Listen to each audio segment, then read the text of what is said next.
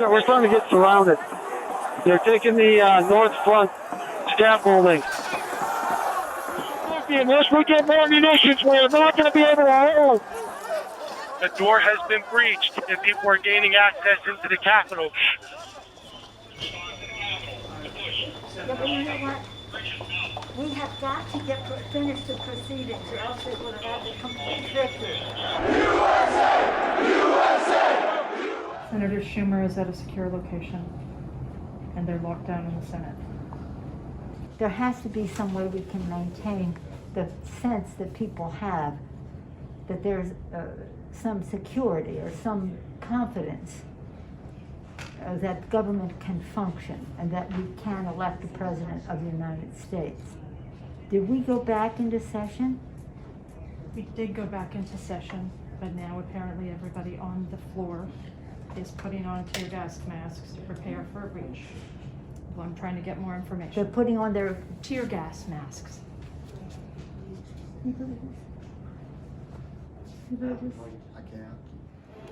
We need an area for the House members.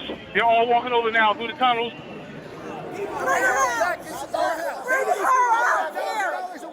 Hey! We're coming in if you don't bring her out! I'm going to call up the effing Secretary of DOD. We have some senators who are still in their hideaways. They need massive personnel now. Can you get the Maryland National Guard to come too? I have something to say, Mr. Secretary. I'm going to call the mayor of Washington, D.C. right now and see what other outreach she has to other police departments, as Senate Leader Hoyer has mentioned. Get him up! Officer down! Get him up! Get him up! Hold up! Get him up! Hi, Governor. This is Nancy. Governor, I don't know if you have been approached about the Virginia National Guard. Mr. Hoyer was speaking to Governor Hogan, but I still think you probably need the okay of the federal government in order to come into another jurisdiction. Thank you. Oh my gosh, they're just breaking windows. They're doing all kinds of. It's really that they said somebody was shot. It was just horrendous, and all at the instigation of the President of the United States. Okay, thank you, Governor. I appreciate what you're doing, and if you don't mind, I'd like to stay in touch. Thank you. Okay. Thank you. Bye-bye. Virginia Guard has been called in. You know, I'm just talking to Governor Northam, and what he said is they sent 200 state police and a unit of the National Guard. They're breaking windows and going in, obviously ransacking our offices and all the rest of that. That's nothing. The concern we have about personal harm, personal safety is it just transcends everything. But the fact is, on any given day, they're breaking the law in many different ways. And quite frankly, much of it at the instigation of the President of the United States. And now, if he could at least somebody. Yeah, why don't you get the President to tell them to leave the Capitol, Mr. Attorney General, in your law enforcement responsibility? A public statement, they should all leave. USA! USA! USA! USA! USA! USA! This cannot be just we're waiting for so-and-so. We need them there now, whoever you got. You also have troops. This is Steny Hoyer. Troops. Okay, so we have a little Fort bit of time McNair, to make that decision. Andrews Air Force Base. All right. Other military bases. Thank you. We Thanks, need Paul. active Bye. duty National Guard. How soon in the future can you have the place evacuated, cleaned out? I don't want to speak for the leadership that's going to be responsible for executing the operation, so I'm not going to say that because they're on the ground and they're the Or just pretend for a moment it was the Pentagon or the White House or some other entity that was under siege.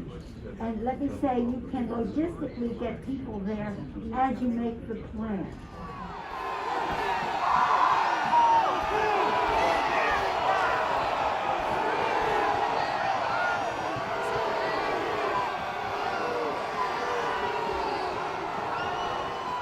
we're trying to figure out how we can get this job done today. We talked to Mitch about it earlier.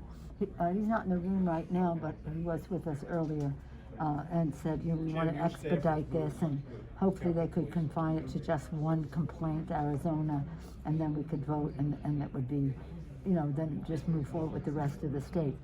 The overriding wish is to do it at the Capitol.